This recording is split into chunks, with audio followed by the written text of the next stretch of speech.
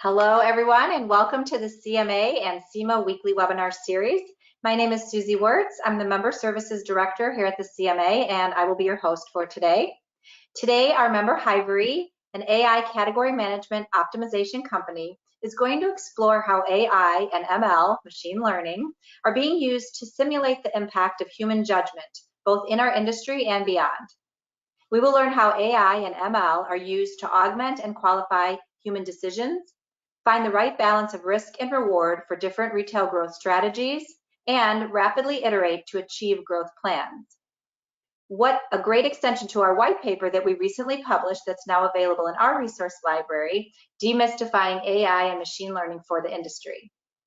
We first have, and I'd like to introduce, Heather Martin, Vice President of Sales, who has worked with some of the largest CPG clients in the world, joining HIVERY with a mission to help clients grow their businesses through the democratization of AI. Also, I'd love to welcome Jackie Whiteman, Sales Director, who brings experience at InfoScout, Numerator, and most recently in the e-commerce data space to help her clients bring key insights to the organizations that inform strategy and grow their bottom line. At the end of this, we will have ample time for Q&A, so feel free to enter any of your questions throughout the presentation in the chat box in the upper right at any time. And then Jackie and Heather will be able to answer those for you at the end. We are also recording this presentation, so if you missed something, don't worry. We will have it all recorded, and we'll let you know if we'll be able to post that later. Welcome again to Heather and Jackie, and I will turn it over to you guys. Thanks, Susie. Thank you all for joining us on the Friday before a long weekend. Our webinar is called Using AI to Simulate the Impact of Human Judgment. We all know humans are intelligent, and we've heard that computers are intelligent too. So today we're here to talk about how humans and AI together drive better outcomes. First, we want to explain the difference between data-based decisions and AI-based decisions. We'll then share some real-life examples about how humans and AI together are driving better outcomes than either one alone. And we'll talk about applications of AI for category management and share some examples of AI-fueled decisions that have actually fostered incremental category growth at retail. So it's important to distinguish between data-fueled versus AI-fueled decisions. There was actually a great article published in the Harvard Business Review a couple years ago called What AI-Driven Decision-Making Looks Like. And that was by Eric Colson, who is Stitch Fix's head of data science. So he has me figured out pretty well. Be sure to give it a glance. I'll quote it a little bit here. Before the data explosion of this century, many critical business decisions were made based on the gut instincts of one or two business leaders. Luckily, we have adapted to making informed decisions based on at least some data, right? But now we're capturing unthinkable volumes of data, and using humans to process it all is no longer the best way to actually extract the most value from everything that's available. So humans are actually a finite resource, right? We have our own experiences, knowledge, and abilities, and we still have our instincts, which are all powerful tools and need to be leveraged in decision-making, but using people to process data isn't the best way. We're prone to making mistakes. We're prone to introducing our biases. We also need to sleep at night, maybe take a break to eat, and therefore tackling all possible analysis just isn't scalable if we're doing that with people. As it turns out, computers can do math better than humans with fewer errors, and they don't get bored or sleepy or frustrated. So now that we've advanced computing capabilities by creating artificial intelligence, we really need to allow the machines to do more heavy lifting. They're good at the tedious work. We're better at the strategy work. And data holds the insights, right? So where real advancement happens is when we let the computers answer more what ifs by processing the crazy amount available and identifying the patterns in those data. And then we humans can apply our knowledge, experience, our common sense, and even sometimes our instincts to result in optimal outcomes. So let's talk about AI in real life. Most of us are AI users, but we might not always recognize the technology for what it is. For instance, we can all find our way around now thanks to Google Maps. I remember the paper map days. This is an incredible technology because it knows all the possible paths. It considers traffic, construction, even accidents, and optimizes our route in real time. And I live in Denver, where traffic is horrendous, and the airport is actually nowhere near Denver. So I use Google Maps every time I need to get on a plane. But I also have to tell it I want to avoid the toll road, and I have to drop my dog off at the boarding place. Google then optimizes my route by taking into account these specific constraints, and it does it without bias. And if you're like me, maybe you've tried to occasionally outsmart it because you thought the route it gave you was crazy, and then you're sorry because it knew something you didn't, and you ended up sitting in a traffic jam. Another example of AI and people together achieving better outcomes is actually from a study about breast cancer diagnosis accuracy.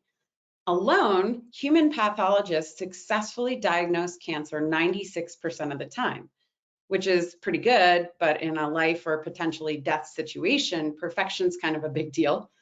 And then AI alone successfully diagnose cancer 92% of the time, not quite as good as the human pathologists. But when the human pathologists were aided by deep learning, which is a subspecialty of artificial intelligence, their error rate went down drastically. Together, the pathologists and the AI were successful 99.5% of the time. That's about 3 more lives saved out of 100 patients. So why are they better together? Why does this happen? And why is AI being used in all these real life use cases?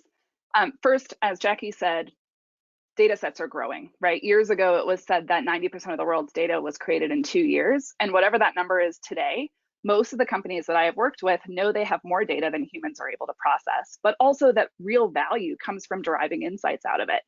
And that data is a fire hose. It's coming faster with more variables and more noise than ever before. Unlimited capacity. Neurons are what enable pattern detection in data. A fruit fly has about 100,000 neurons. Humans have about 100 billion, and machines can have unlimited. So to handle the data that we've described, we need a brain that's better at detecting those patterns. And then I think we can all agree that even if humans were actually able to analyze all the granular data we've described, most use cases for that analysis really require it to be analyzed quickly to derive those relevant insights and value in time to implement them. So we need to be able to do that faster. Now, those 3 really might be the obvious reasons why AI is needed to meet the challenges we face today. But the less obvious one is that our biases actually limit our creativity. And when you remove those biases and no longer tell the AI how to solve a problem, but just that the problem needs to be solved, something pretty incredible happens. When you remove human bias, new opportunities arise, and they arise faster. So you may have seen videos of AI playing Atari Breakout or other simple games where the AI devises strategies to beat the game. And this same concept has been proven in more strategic games like chess or Go. Now, if you're not familiar with Go, because I wasn't, it's said to be the most complex of all games. There are more possible variations of Go games than there are subatomic particles in the known universe. Unlike chess, for example, every stone in Go can make the same move, and any move is possible at all times, which just adds to the complexity. The game's been around for more than 3,000 years, and Google created an AI called AlphaGo, and after training the AI, it began to play the world's most prolific Go players. There's a famous match between AlphaGo and Lee Sedol, where the 2 players played best out of 5 games. In game 2, AlphaGo played a move called Move 37 that no human would have ever played. In fact, the person who was simulating AlphaGo's moves on the board got it wrong and had to take it back. Lee, the opponent, left the room for 15 minutes because he didn't know how to respond. And professional commentators unanimously agreed that no human would have ever played the move. In fact, they said, no one knows why, but it was considered a bad move. There's your human bias. In fact, when Google looked back at the logs and saw that AlphaGo made this move, the AI had predicted there was only a 1 in 10,000 probability that a human would have ever played that move. But later, when AlphaGo won the game, the analysis showed it was that move, Move 37, that really clinched the win. So a lot of people focus on the genius in AI, but this discussion is about humans and machines working together. So for me, Move 37 is not the most astonishing thing about this match. In fact, 2 games later, in game 4, Lee, the human, made another move that no machine would ever expect. It was dubbed God's touch, which is really high praise by Go players. Indeed, it was just as beautiful as the move from AlphaGo. And again, there was just a 1 in 10,000 chance that that move would ever be played by a human. This symmetry of 2 1 in 10,000 moves happening in the same match shows that machines can do amazing things, but they can't do everything that humans can do. And they can actually push humans to be better. After playing with AlphaGo experts of Go, their world rankings skyrocket. In interviews, they say they see the game completely differently. Unbridled AI is super powerful, but when humans and AI play to each other's strengths, that's when the magic really happens. And we had to have Heather talk about the games part, because if you see behind her, she has a whole wall of awesome games. So, all right, let's talk about how this dance between humans and AI plays out in category management. I think we can all agree there's tons of data. It's a matter of processing it. That's the challenge. We've never been able to get to store level assortment and space analysis before. It's just too much data, too many calculations for any humans to accurately identify the patterns between all possible items at all possible stores.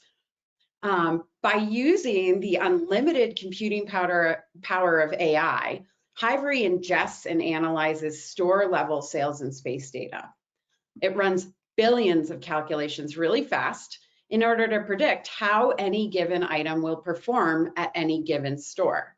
Then it prescribes the best assortment and space plan for whatever level you're executing at, whether it's cluster level, micro cluster, or even store level. Here's the thing.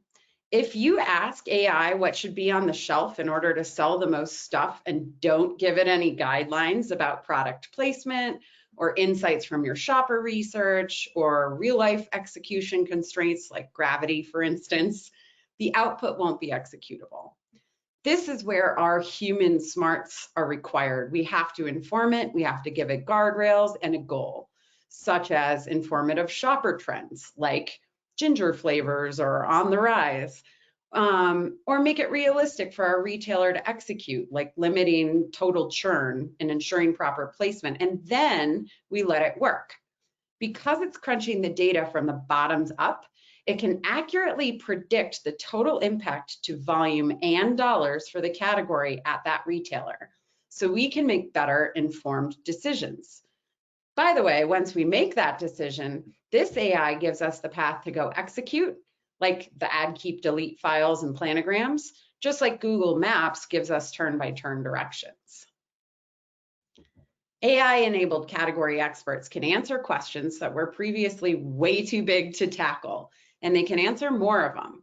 By knowing the outcomes of the possible actions ahead of time, we can make the best, most informed decisions for their retail partners and their companies. And by delegating the tedious work to the computer and focusing their efforts more on strategy and implementation, together they achieve better outcomes. Perfect. So we've talked about how AI can be given a goal and then maximize that goal. And we've talked about how humans and AI can work together and what that looks like in theory. So let's talk about some specific examples. For instance, I'm sure you've been asked to grow your category revenue while constraining something like total product churn or increasing holding power. That's a really difficult analysis leveraging tools today, especially when the constraint needs to be applied at every store and not just at a national level. In this example, we're working with hard-hit COVID categories, where after a stellar 2020, it's challenging to grow the category or even mitigate the decline in 2021 and 2022. The particular retailer had a risk appetite around churn, or the percentage of items that can change, be added or deleted in each store. But when faced with trying to grow over 2020, what if we were able to lift that churn and analyze where growth could be found by maximizing the overall revenue? In this analysis, the partnership between AI and humans is focused on category managers and merchants identifying the assortment risk profile and constraining the AI to a specific churn limit. And the AI is solving for the best assortment to maximize revenue growth given that limit. So let me start by describing what you're seeing in this graph. On the x-axis is the churn rate, the number of items added plus the number of items deleted divided by the total assorted items to get to a % gross churn. Although averaged for simplicity, the churn limit applies to each individual store in order to limit labor during the changeover. It's not analyzed at the national level here. The bars are showing how the AI is leveraging that churn. Green is the percentage of items added, and yellow is the percentage of items deleted. Because this assortment analysis is space aware at each store, you can see that with the more limited churn rates on the far left, it's using that space to add new items in. But as the churn limits are opened up on the right, you can see that the AI is also recommending that we remove poor performing items in favor of adding new items that were predicted to sell well. The line graph in the middle is the growth or decline over 2020. So you can see that if we keep the churn limit at 5% on the far left, the AI predicts that the category will decline 4.6%, even when adding in that additional assortment. But if we increase our risk appetite and increase that churn limit to, say, 15%, the AI recommends adding 9.5% new items into each store, 4.4% of items are removed, and it drives 1.5% growth over 2020. Because we're leveraging AI, we can simulate each of these scenarios. What happens if the churn limit's 5%? What about 6? What about 7? We can do those all simultaneously and return those results, identifying the growth opportunity over last year without spending weeks on the analysis. We also return the assortment for each store to get us there, and then allow the category manager and merchant really to spend their time deciding what the right risk reward profile is to actually execute in market.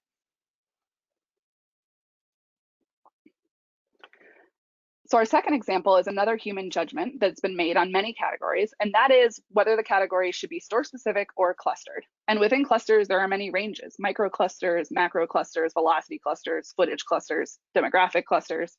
I'm not here to tell you what's right for your category. I'm just pointing out that it's a judgment decision and that AI can help simulate it. With AI, we can simulate, what if I took my category to store-specific assortment before testing it in market, and allow that human judgment decision to be made on what the predicted impact is to the category in each store.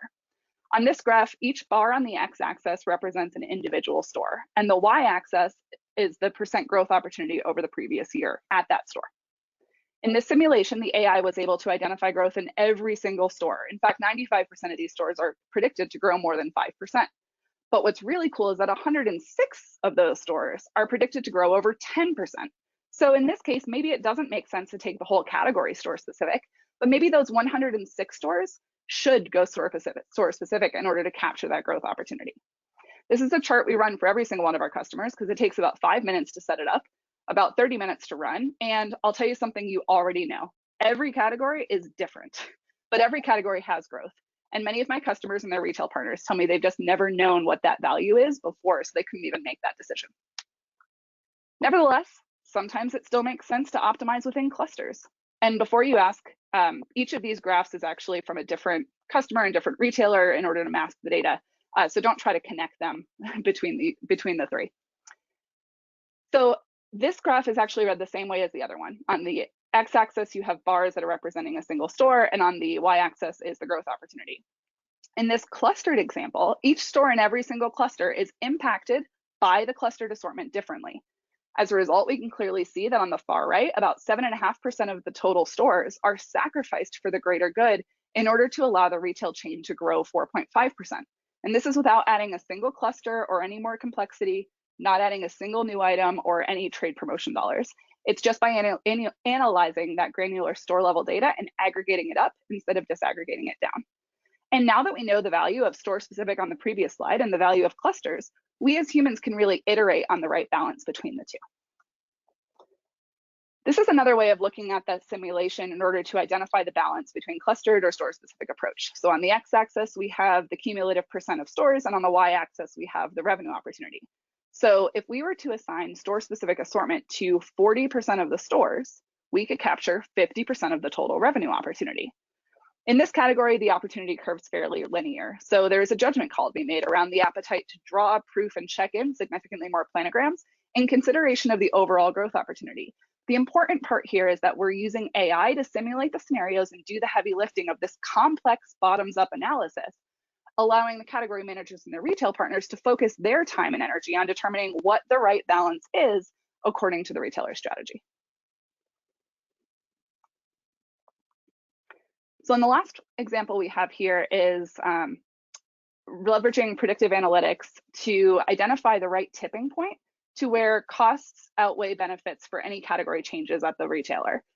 So let's say in this example that a candy manufacturer is having supply issues. And the merchant is trying to identify what's the category impact of requiring points of distribution cuts on that manufacturer because of the supply issues. What happens to the category when their points of distribution are reduced?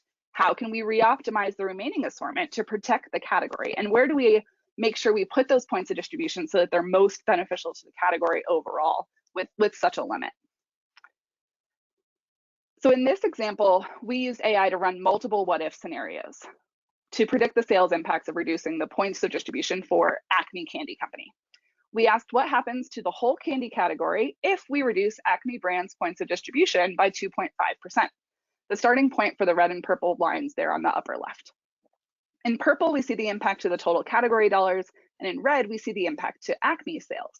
And we run this for 2.5%, 5%, 7.5%, 10%, and we run them all very quickly and simultaneously. So here we can see the tipping point where the category impact levels off, and the AI is able to optimize the remaining space to keep the category nearly whole despite these supply issues. So now the merchant knows where the maximum impact to the supply issues will have on her category and how to optimize that impact by replacing the lost points of distribution with optimized assortment.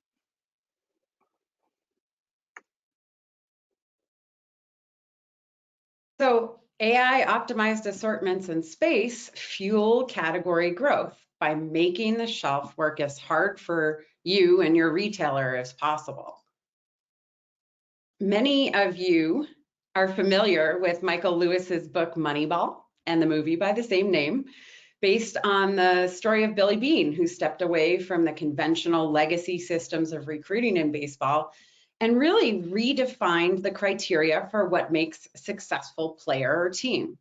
Basically, Billy used math to reassort the Oakland A's roster into a winning team, even though they didn't have much money to pay players.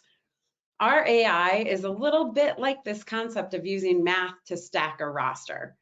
This is how you can make the limited shelf space, like the A's limited salary, work as hard for you and your retailer as possible. So our vision for how AI simulates the impact of human judgment in category management is really to take the unintentional bias out of decision making by allowing you to test more what ifs and simulate the impact to assortment and revenue so quickly that there's no reason to say, I never knew the value of doing X, or I just don't know the results of doing Y. Let's simulate the impact of a strategy at each store, applying unique shopper and consumer insights. Let's ensure that simulation is executable at each store and at the appropriate retail execution level. And then we can make decisions from a place of knowing. Awesome. Great. I think we're seeing some questions come in here. Heather, you want me to read you the first two? Yeah, that'd be great. Cool. Okay, when you say augment and qualified judgment, what does this mean if you're in sales, category, or shopper insights? Good question. Yeah, great question. So when we say augment human judgment, right, really what happens there is we know things as humans, or we have learned things about through our research, our consumer research, our primary research, what shoppers are doing, how trends are changing. All of this is super unique to the research that we've run as a specific company or as a retailer. On the sales side, maybe there's a specific strategy my marketing team has, or that I have, or that my retailer has that I'm trying to support. We're seeing a lot right now of sales partners trying to meet their retailers' needs of reducing SKUs and reducing complexity of the category. So how do we lean in on that need while also trying to help keep our portfolio whole, right? So being able to align those strategies and those insights is part of the augmentation side of it, what humans are giving to the AI, but letting the AI do that work so that it's absolutely delivering the best results for the manufacturer and the retailer. Awesome. I'll take this other one here. They're asking for a client story of how our simulation made an impact to the bottom line.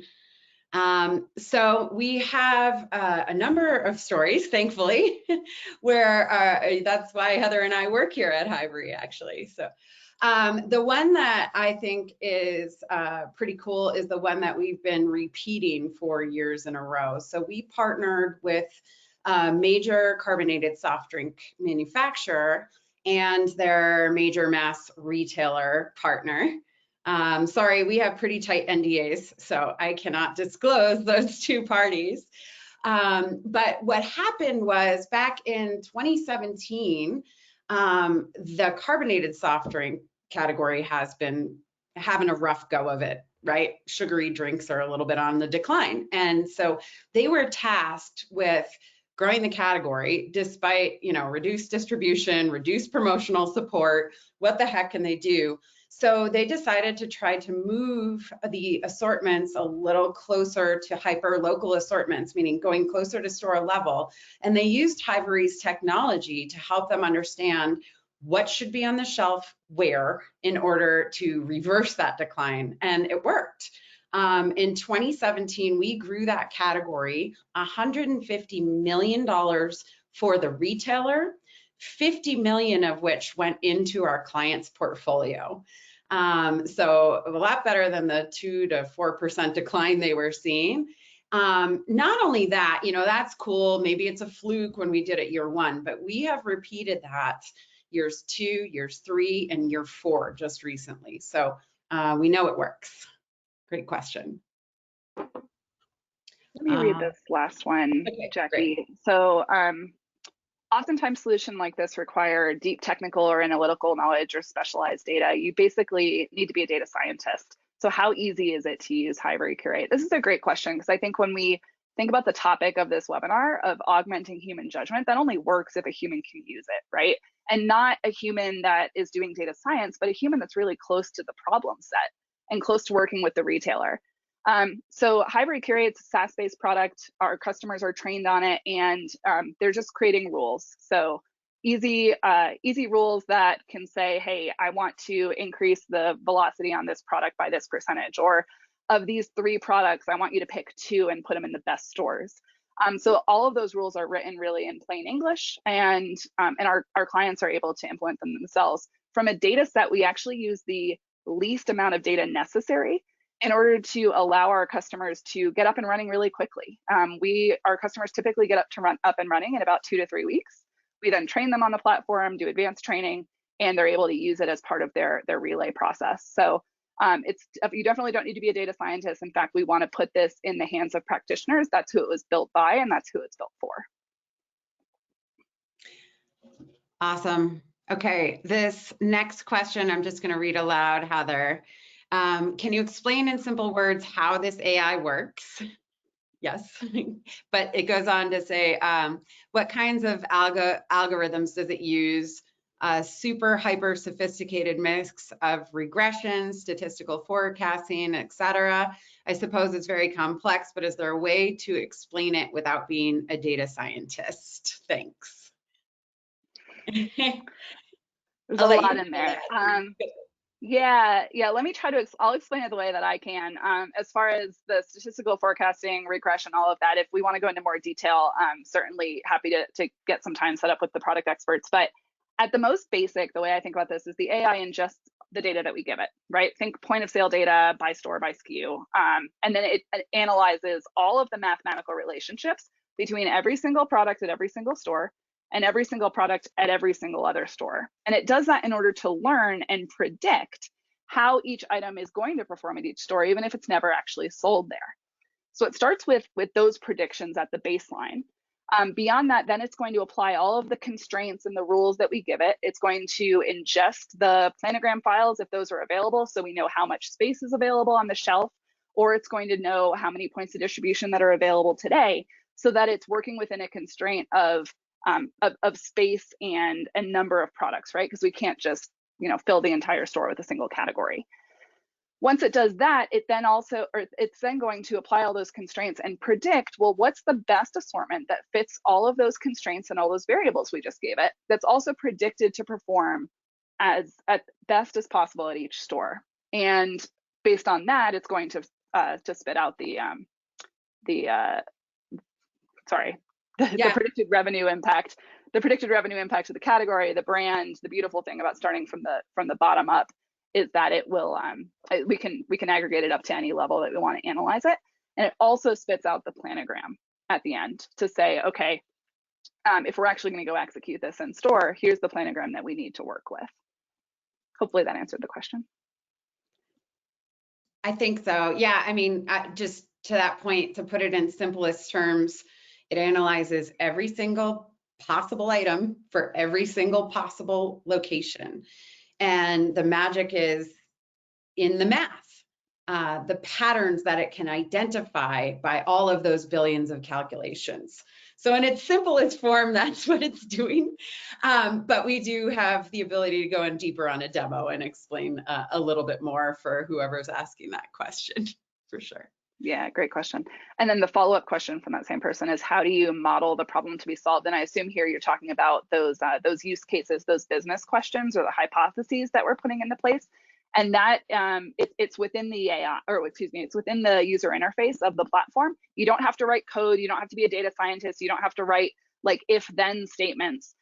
It's really as simple as selecting the scope of the products that you want to apply a rule to. So that could be by brand, it could be by UPC, it could be by subcategory, something like that.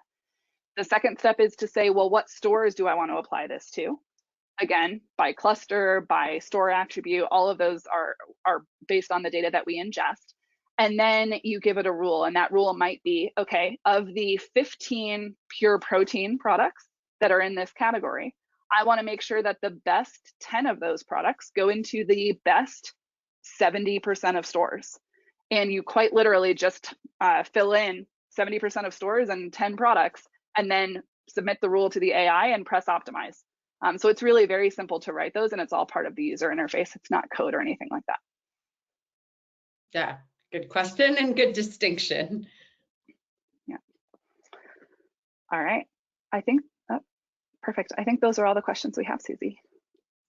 Great. Well, thank you guys. And I want to just remind the participants as well, if you think of something afterwards, I know my head is like, I'm not really sure, like, it sounds great. It's all good. I'm excited about it. And just like the paper was, but it's like, how do I do this? How do I understand this? So anyone who's feeling like me, please go ahead and email me questions afterwards, or email them over to us, and we'll get them to Jackie and Heather, and we'll be able to provide you some insight and some answers to those questions. But yeah, this was great. We'll look forward to maybe more information at our conference in February. This is just exactly the kind of information that I know this industry needs, and is really looking forward to digging in and getting people like you to help us out. So thank you, ladies, so much. Thanks for having us, Susie. Okay, have a great day, a weekend. You too.